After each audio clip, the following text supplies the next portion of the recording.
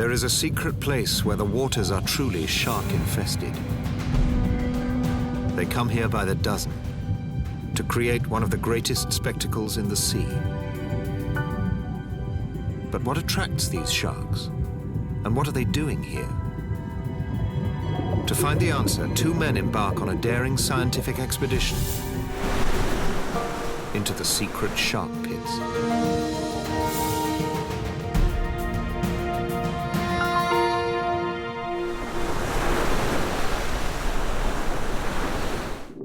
Far out in the Indian Ocean, two men search for sharks. Hugues Vitry is a dive guide and naturalist. Ryan Johnson is a shark scientist. Their dive site is a labyrinth of reefs, caverns, and caves. And it holds a special secret. Unusual sunken pits that look like they've been carved by giant whirlpools. These places are special. They hold a magnetic attraction to sharks. Huge numbers of sharks.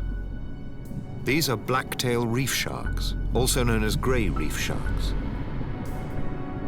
This species is known to form large daytime schools on reef drop-offs. But nowhere else has anyone seen them gather together in underwater caverns like this. The pits are located around the island of Mauritius, which lies far out in the Indian Ocean, 2,000 kilometers off the east coast of Africa. Hugues discovered these unusual formations and called them shark pits. He's convinced they play a critical role in the sharks' lives. I sincerely believe that we do not get the full importance of these places, because sharks gathering in some places like that over and over again must have a good reason that we don't get. It's an ongoing and perplexing scientific mystery that scientist Ryan Johnson hopes to solve. He's come from South Africa to join forces with Hugues. When I first heard about these shark pits, I was genuinely excited. But for me as a scientist, it filled me with all these questions. Why were the sharks inhabiting these pits? What was it about them that made it so attractive? Just getting into the shark pits is going to be a challenge. The pits are located in some of the most turbulent waters around the island. The very shape of these pits channels the water into violent vortices. Bad for divers, but good for sharks. But exactly what attracts the sharks remains a mystery. Only one shark pit is well known. But all of its sharks disappeared in 2004 after fishermen showed up. And fishing still threatens the remaining pits. Hugues Vitry is determined to save them. He was born here in Mauritius and is never far from the sea. I love to dive. I love the sea. I love the fish. I love everything that's underwater. I love to feel myself like a fish. You know, that special feeling like you're flying all the time. Hugues is a professional dive operator with a passion to explore. And for good reason. The sea life here is rich and plentiful. Warm currents and upwellings bathe the island's reefs with nutrients and fresh seawater. And where there's food, there's fish. But it's the sharks that excite Hugues the most. Sharks has always been something fascinating for me. The grace of the shark, the swiftness of the shark, the beauty of the animal. Some people see coldness, cruelty. What I see is just a vulnerable animal watching me. Ryan shares Hugues' passion for sharks. He studies the biggest predatory sharks, great whites, in South Africa, tagging them, tracking them, and sometimes even swimming with them. Wherever the shark, he's always up to the challenge.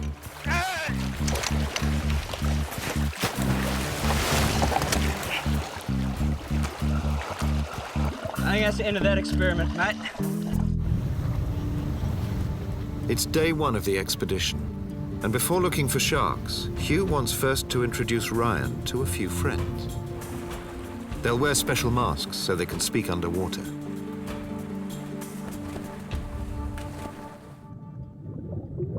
Hugh's been diving here for over 35 years.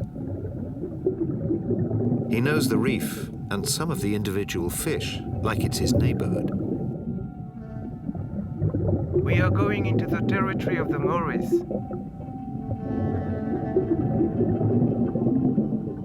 Ryan! Ryan, wait! The giant moray eel has a fearsome reputation. Its long teeth can inflict serious injury.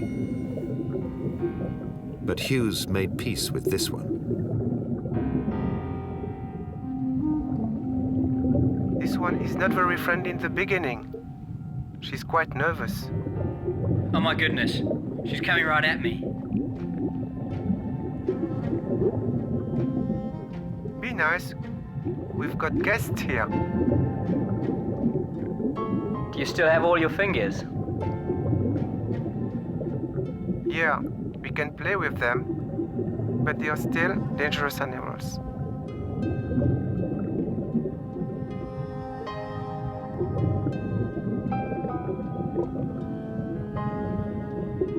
It's amazing, mate. It's amazing. You like it. You like it.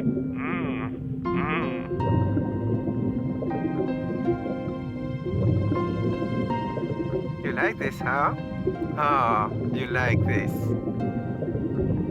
Hugh, you talk to your moray eels like people talk to their dogs.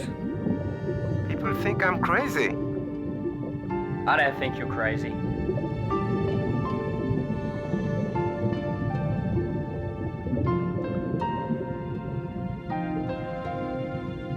There's another eel nearby. I see one, just under this rock. Hugh has known this moray eel for 20 years.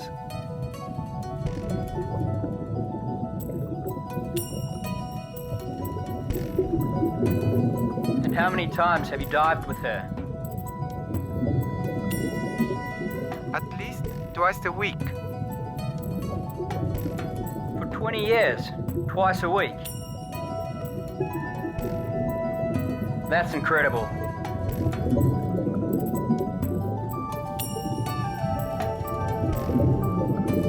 She's lovely, isn't she nice?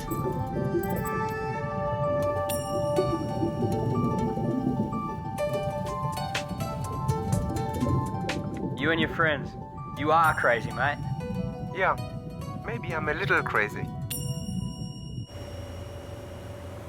For Hugh, diving is all about finding new locations to explore. When you like nature, you can satisfy yourself with known places. But when you really love nature, you really want to see something new, something that no one's seen. That's how he discovered the first shark pit, at the base of a small rugged island. I first visited the pit in around 1974. What I saw initially was a small shark swimming on the top of the reef. And I followed that shark for a while.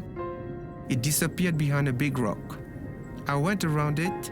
And there, Hugh discovered a cavern filled with blacktail reef sharks. The amount of sharks I saw the first time there was between 30 and 40 sharks, all swimming in a circle pattern. A mixture of juveniles and adults, including some over 2 meters. When you see the shark for the first time, you get a shock, actually, because so many sharks in such a small place, you get a shiver in your back. You're happy. Yeah, you're happy, you're excited. This was a landmark discovery, and Hugh wanted to share it with the world. The news of Hugh's discovery of the shark pit spread quickly. I thought that by bringing the discovery of the shark pit to the wider public, the authorities would protect it. Soon divers flocked to see this amazing place. The sharks didn't seem to mind. Elsewhere, blacktail reef sharks are famous for spectacular threat displays when cornered, even attacking. But here inside this small pit, even the biggest sharks showed no aggression to divers. They were calm and relaxed, even taking time out to be pampered at an in-house cleaner fish station.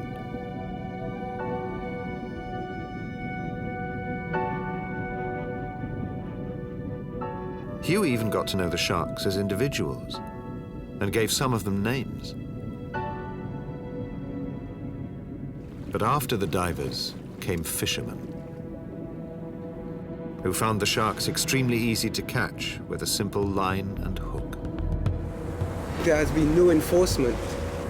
We have seen fishermen coming and looting the place just for the thrill of killing. This is an easy slaughtering because it is just like fishing in a fishbowl. Hugh hasn't seen a shark in this pit since that onslaught in 2004.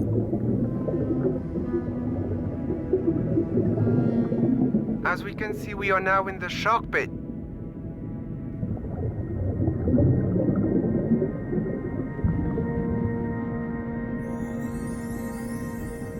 It is just a magic place.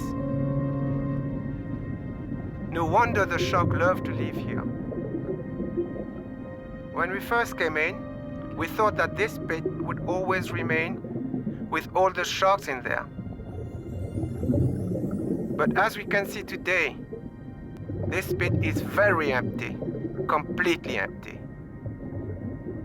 You know, when something like this happens, you have mixed feelings. First it is sadness, then it is anger. For me personally, there's another bad feeling I cannot explain. The feeling of being responsible of all this.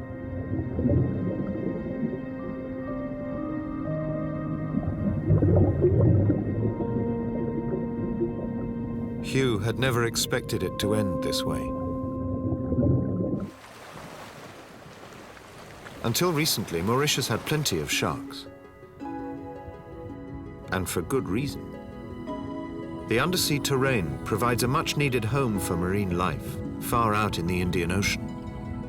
It has fringing reefs and undersea walls, seamounts and shallow lagoons. All perfect habitats for a kaleidoscope of sea life.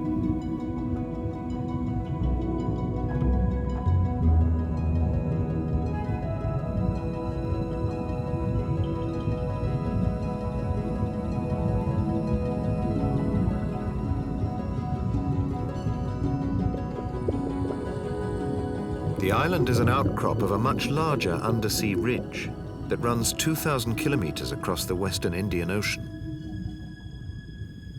The seabed's complex terrain gives ample space for fish to find food, shelter, and breeding sites. So much fish life draws in the sharks. Reef sharks, like the blacktails, prefer just this kind of place, and they're quick to move when they spot a meal.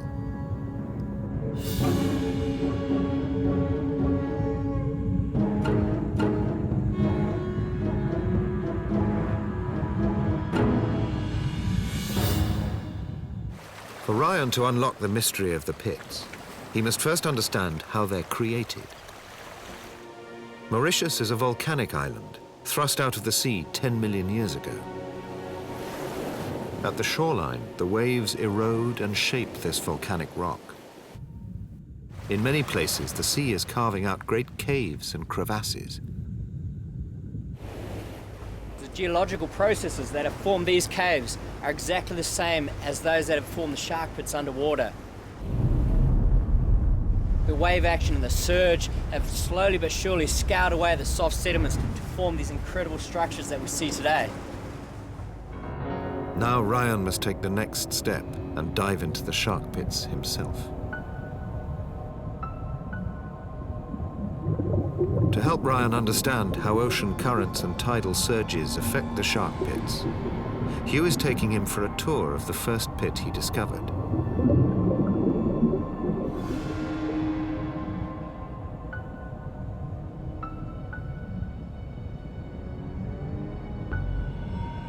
So this is the famous shark pit. It used to be the famous shark pit. It's incredible. Hugh believes the small boulders in the pit are lifted up by strong seas and swirled around the cavern walls. The movement of the water and the rocks is carving the cave wall.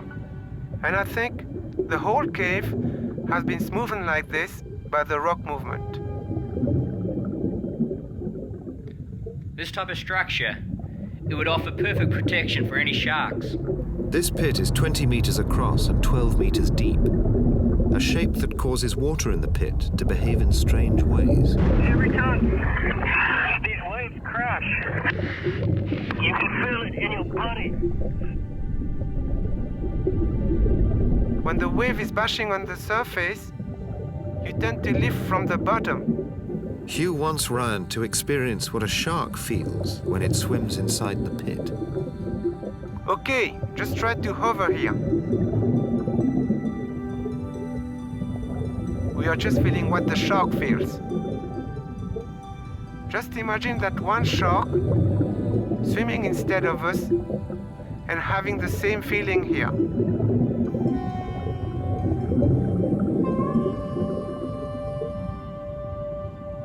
I feel like Tom Cruise on Mission Impossible. There is one place in the shark pit which is truly dangerous. An antechamber where the full force of the crashing waves pushes water into the pit with ferocious strength. This place is what we call the washing machine. You should never get trapped in there. And if you do? The sharks, whenever they go in there, when they come out, they look like a Picasso painting. I think it's not very rough. I will try to go in. Yeah, go for it, Hugh.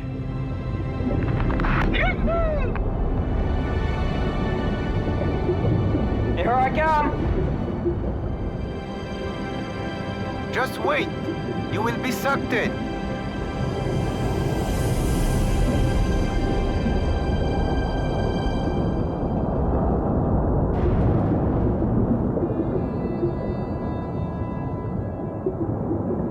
I'm not feeling very safe in here, I've got to say. I feel like it's between cycles. It's a washing machine. It's going to go from wash to spin very shortly. I want to get out of here, man.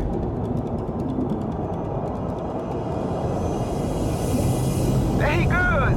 Wow! What a feeling! It's much harder getting out of the washing machine than getting in. Try my luck.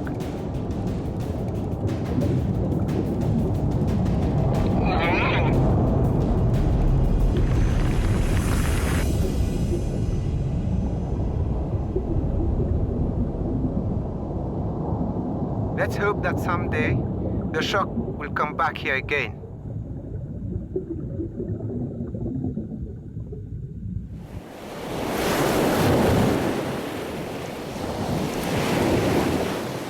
There's another pit that Hugh wants to investigate, where he's seen sharks before. It's located in a shallow reef on the south side of the island. It's not a place where any sensible diver would choose to swim, and Hugh only visits once a year.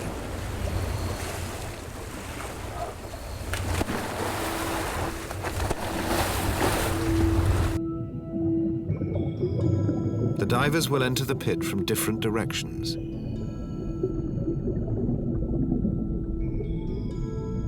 At the base of the pit lies an entrance tunnel, like a secret passage.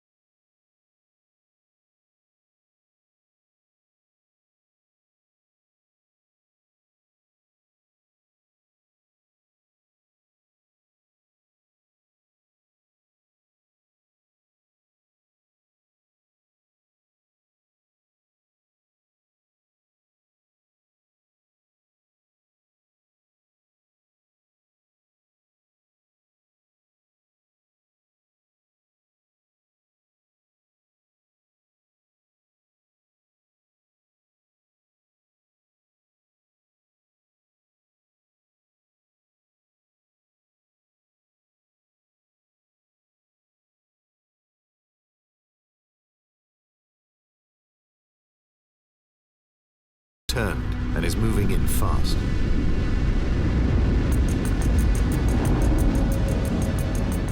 Hugh is beginning to feel the surge.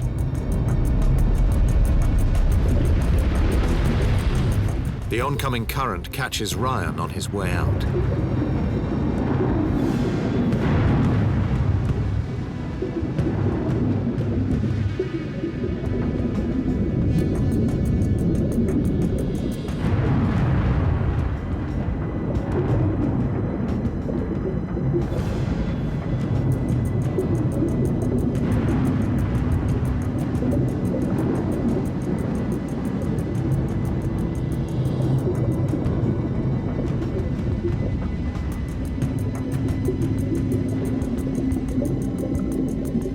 This time the ocean wins.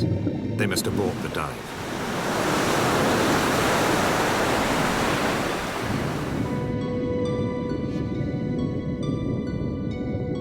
It's been a long time since Hugh was last here. He doesn't know if the absence of sharks in the cathedral pit is because of fishermen or the violent currents. There should have plenty of sharks in there. It's a real pity. We haven't seen not even one single shark, even out of the pit.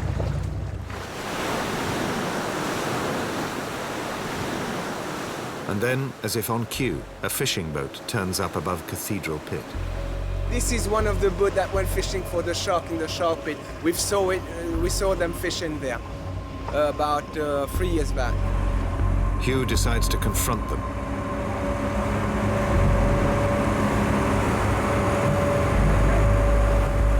But they make a quick getaway. As soon as they see our boat coming and they know what are my opinions about fishing for sharks and things like that, they just moved away. And actually they did it very fast. The next day, Hugh and Ryan return to the Cathedral Pit for another dive. Hugh first checks it out from the surface. It's very tough watching these guys jumping into the water. I love it fun. I'm stuck up here on the boat. My time will come. Science time will come. Wow! There's plenty of sharks down here. Most of them big ones. Really big ones. Ryan's in the water like a shot. At first, it's hard to see the sharks in the dark shadows of the pit. And then a pair appear, right in the cathedral's floodlights. And another one.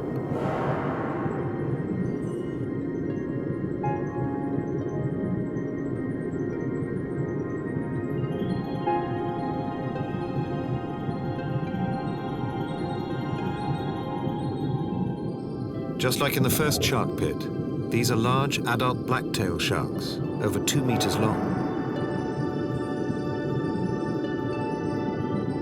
Ryan keeps track of everything he sees,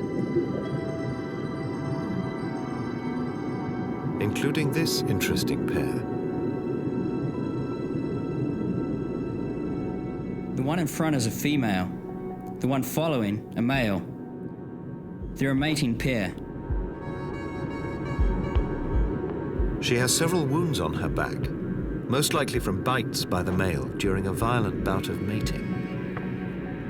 Shark in its nature, when they copulate, they give themselves severe bites. Sometimes you see them very badly hurt with deep scars.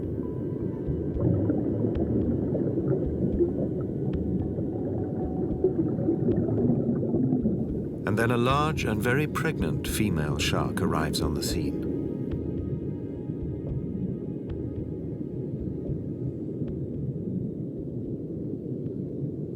She joins the pair and soon attracts the attention of the male. He follows her to determine if she's a receptive mate, but soon decides that his time is better spent with the other female.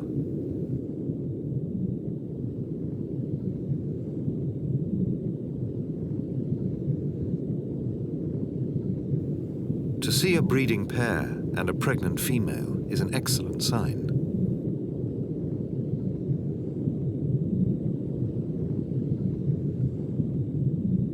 At last they found a pit with sharks, Now to find out what they're doing there. Ryan's eager to get to work. He wants to tag some sharks with tracking devices to determine where they go when they leave the pit. Well, the plan is to effectively put this little transmitter here onto a shark. This probe inserts in. This little head flattens, hooks, and when you pull the probe out, it leaves the tag head in and the little tag trailing behind. We've got about 10 tags. If we get the technique right, we'll get all 10 on, but at the moment I'll just be pleased with one.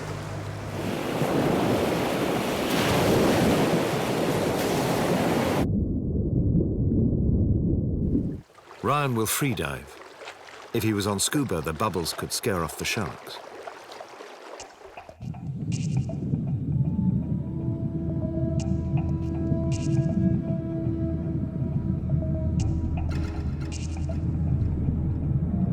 He can hold his breath for over 4 minutes, but he will need to get close to the sharks in order to get a good shot.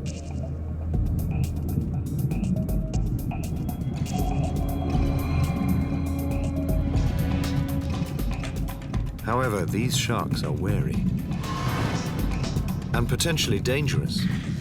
They're known to attack divers when provoked, and here, deep underwater without a scuba tank, Ryan is extremely vulnerable.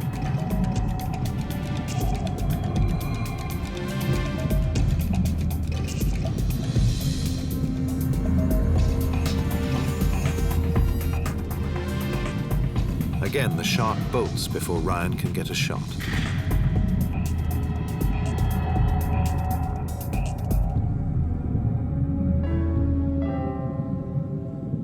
These sharks are living up to their local reputation for shyness. Tough work. I had about 2 or 3 opportunities, and all that shark needs is one wrong movement, and it's cruising nice when you think you got the shot. One little wrong movement, and it's 30 meters away from you. You know what? I really think you should go on scuba.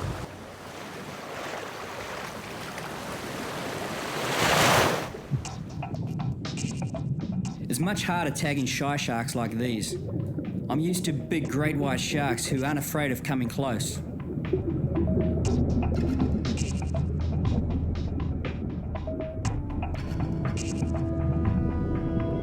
One shark is very distinctive, with a deformed lower jaw that makes her look very grumpy. She'll be easy to recognize in future dives.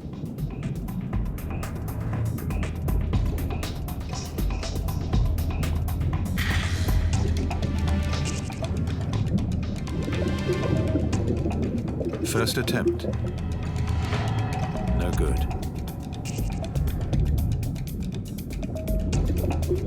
Even on scuba, it's extremely difficult. These sharks are fast. I have to place a tag exactly below the dorsal fin. One shark is bolder than the rest and comes close. Success.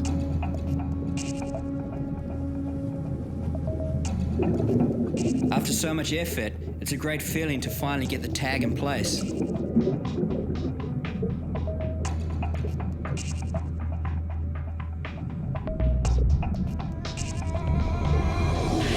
And another. The tag doesn't harm the shark, and the animal gets used to it quickly.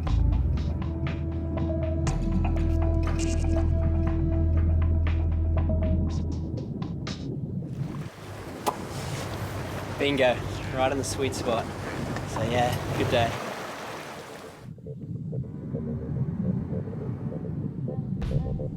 The tag will allow me to follow the sharks when they leave the pit.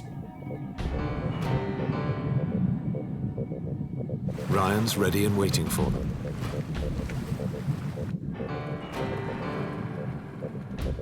Each tag gives off a radio signal that Ryan can pick up on his topside receiver.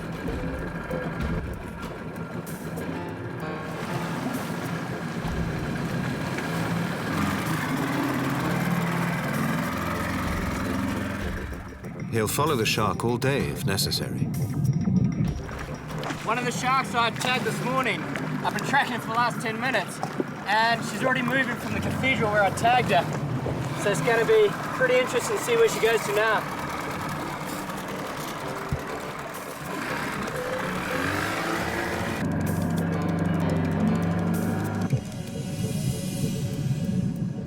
The shark is moving in a straight direction, due south, taking Ryan on a long chase. She seems focused on a destination.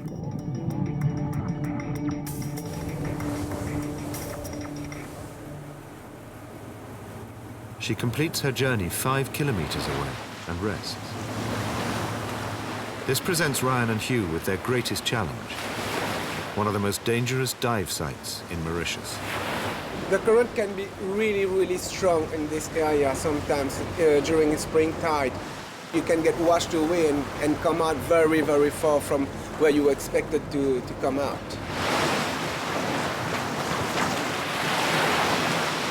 They need to survey the dive site carefully before jumping in.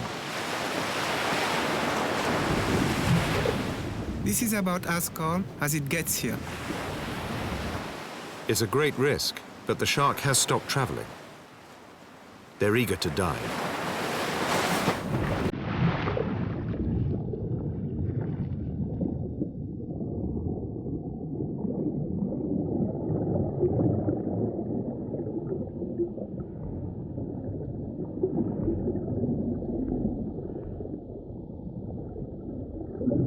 They swim towards the island wall and find a narrow channel. And then... Look, look, look! Sharks, swimming down the channel too. They must swim fast to keep up. The sharks lead them over a wall and into another shark pit. That's incredible! It's the first time that we've seen so many together. This is an amazing discovery, Hugh. Everywhere they look, sharks. 50, 60, 70 sharks. Wow! Wow! Wow.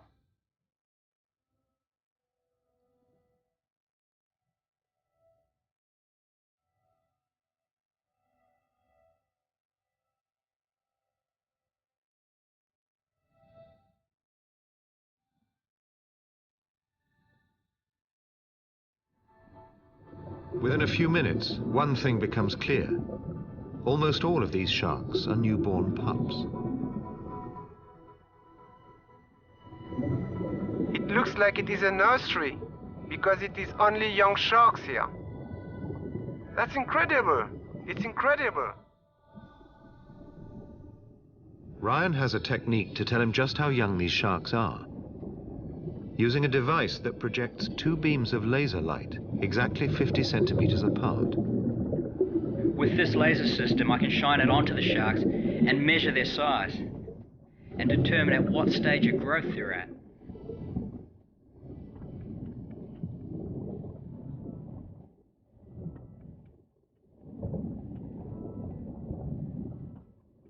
These newborns, they don't even measure 50 centimeters. They're clearly not more than 2 months old.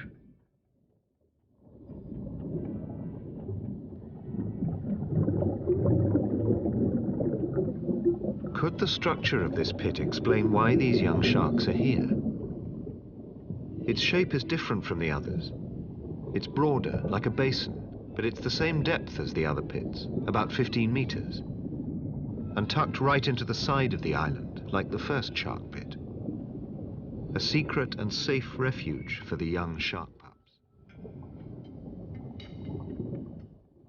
I think this is the very best place for them to grow up.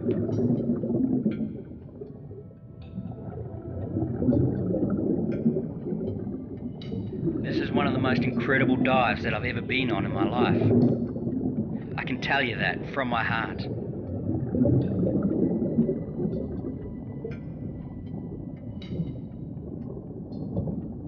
You know, there is no words to describe what we are seeing right now.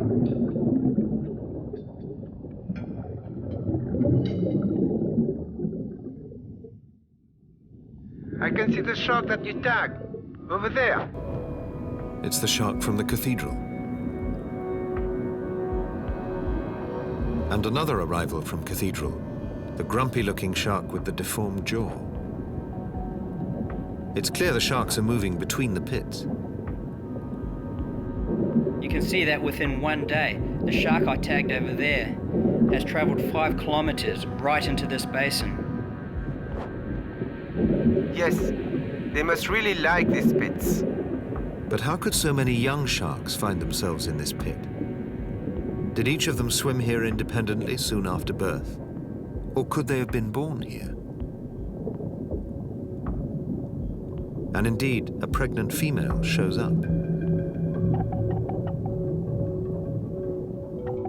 It's unusual to see the shark pups tolerate the presence of an adult, since big sharks are known to eat smaller ones.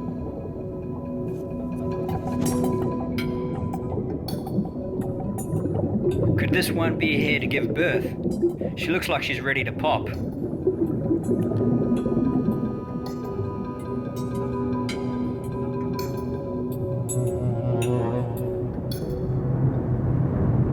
Half an hour into the dive, the sea begins to surge into the pit, as if warning them to leave.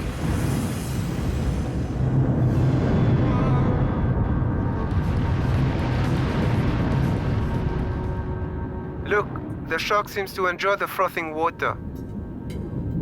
They are rising up into the bubbles. It's becoming impossible to stay put.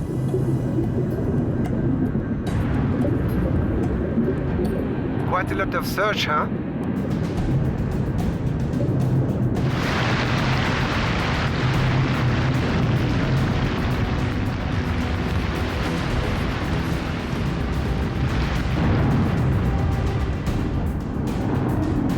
It's time to leave.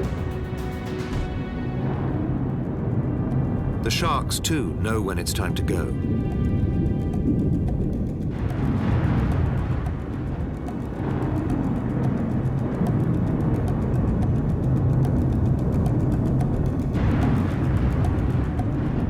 Place is a real shark pit, no doubt about that.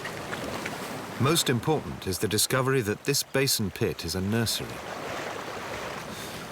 These blacktails, they give birth to only between 1 and 4 pups per litter. So the fact that we've seen 70 newborn sharks over there shows that there's at least 10, 15 different females that are birthing. Ryan next wants to record the activities of more tagged sharks. He'll need to put a receiver down there.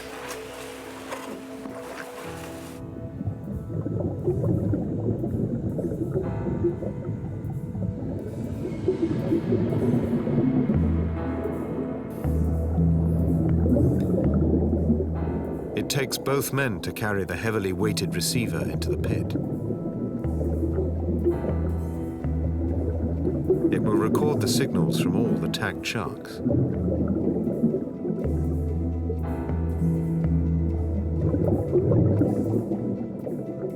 I want to discover how long the sharks spend inside the pit and what time they leave to go off hunting. They'll need to secure the receiver well. Rough seas could damage or destroy it. They'll leave it down here for a month to get a full picture of the shark's movements. Up above, the surface of the basin pit is churning.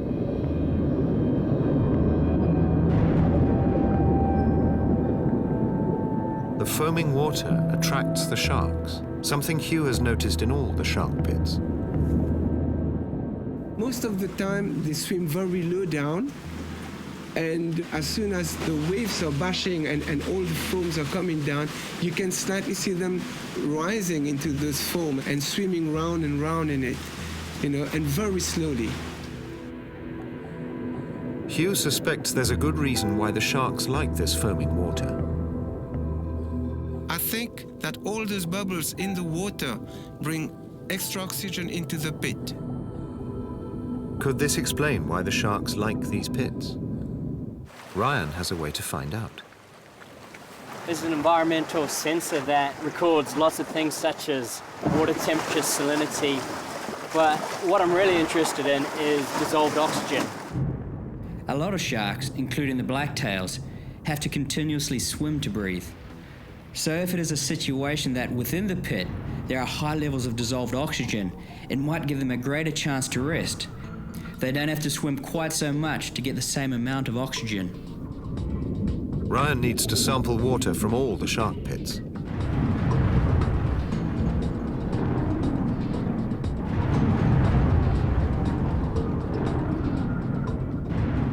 To ensure accurate results, he uses two sensors, a larger instrument for calmer waters and a smaller, more portable one in rougher seas.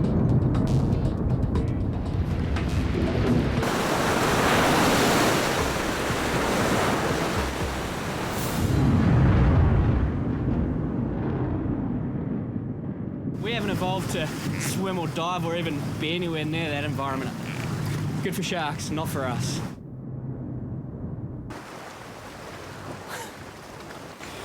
It's a true washing machine in there today.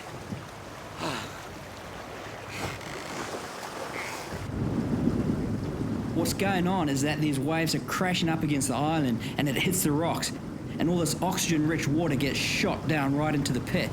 That's what the sharks love. That's what they seem to be looking for. Back at the dive headquarters, Ryan checks to see if his results confirm his theory. When I first hopped into the water outside of the pits, I was swimming through these normal levels of dissolved oxygen. But as I swam into the pits, the levels of oxygen increased around 4 to 5%. So it seems that this almost jacuzzi of superoxygenated water is what's drawing all these sharks into the pits. So Hugh was right after all. I could see it. And now it's proven. This is a place where oxygen level is much higher than just a few meters away. The sharks, by swimming in hyperoxygenated water, is getting something that for us humans we don't understand, but for them maybe the equivalent of sleep. For the baby sharks, the superoxygenated water in the pit enables them to have more energy to grow. And larger sharks can slow down and save their energy for nighttime hunting forays. Perhaps this is why the sharks are so calm in the pit and not aggressive to divers. They're simply resting.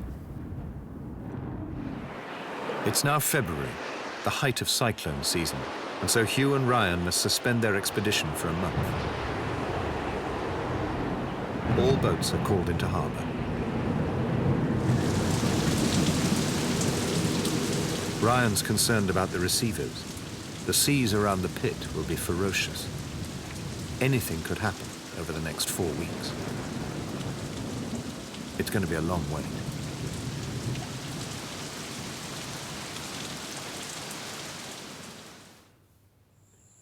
When Ryan and Hugh regroup a month later, there's bad news. Yeah, we've had a bit of a disaster. The cyclone's come, ripped away the receiver. I've lost all my data. So now it's back to using our eyes to find out what's going on. The next step is really to go there in the late afternoon, because this is when we think they're leaving the pit, and it'll be interesting to see what in fact they are getting up to.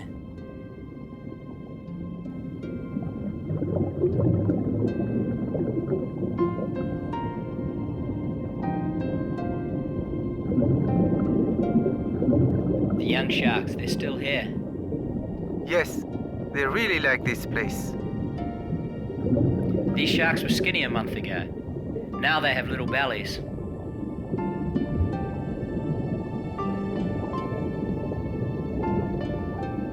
They've grown up by 1/3 their size. The sharks are behaving differently this afternoon, swimming in a tight circle high up in the water column.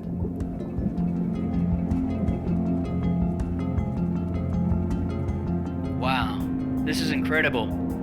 There's something going on here. Look, they're on the move. The sharks are leaving the pit. Let's follow them.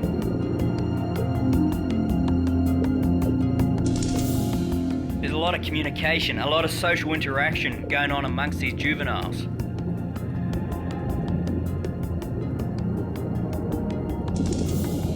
Suddenly, the sharks set upon the reef. They've got that little spot on the reef that all of them seem to be very interested in. They're packing in very close and starting to circle over that reef. It's an incredible behaviour. The sharks are hunting.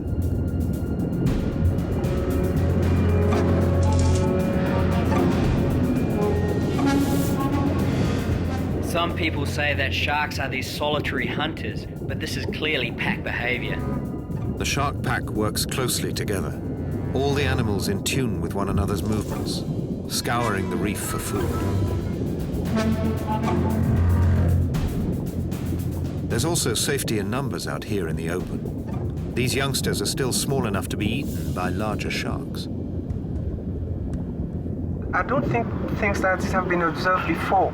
At my level as a diver and naturalist, I've never seen things like that. They're moving quickly, and it's hard to keep up. But for as long as Hugh and Ryan can stay with them, the young sharks remain together, hunting the reef. It's like a pack of juvenile delinquents.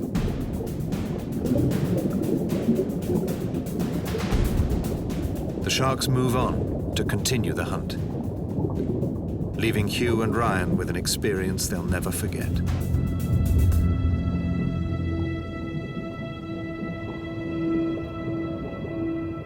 Hugh and Ryan's expedition has unlocked some of the mysteries surrounding this very special hidden world. In these secret shark pits, sharks rest and grow in oxygen-rich water. Adults gather to breed, females give birth, and newborn pups find sanctuary. There is no doubt that these pits are critical habitat for the local survival of the shark species. Despite the ongoing threat from illegal fishing, Mauritius can save its sharks before it's too late. This is my best dream ever, you know, if we could get the shark population protected. Until then, Hugh has his own strategy to protect these sharks. I want to keep those places where we have seen the sharks, I want to keep them secret because I want those sharks to be at peace. I've learned by my mistake. For now, the location of the shark pits will be Hugh's secret. He's still haunted by the tragedy of the first shark pit he made famous.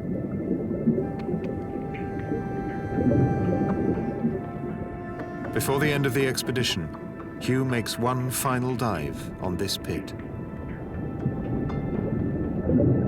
And here, for the first time in 4 years, he encounters a single shark swimming into the pit.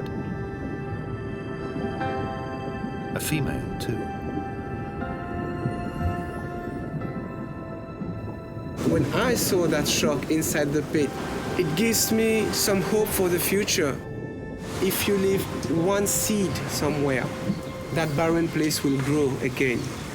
And maybe in a few years' time, if those sharks are left alone to rebuild themselves, maybe we'll have a shark pit that is running again.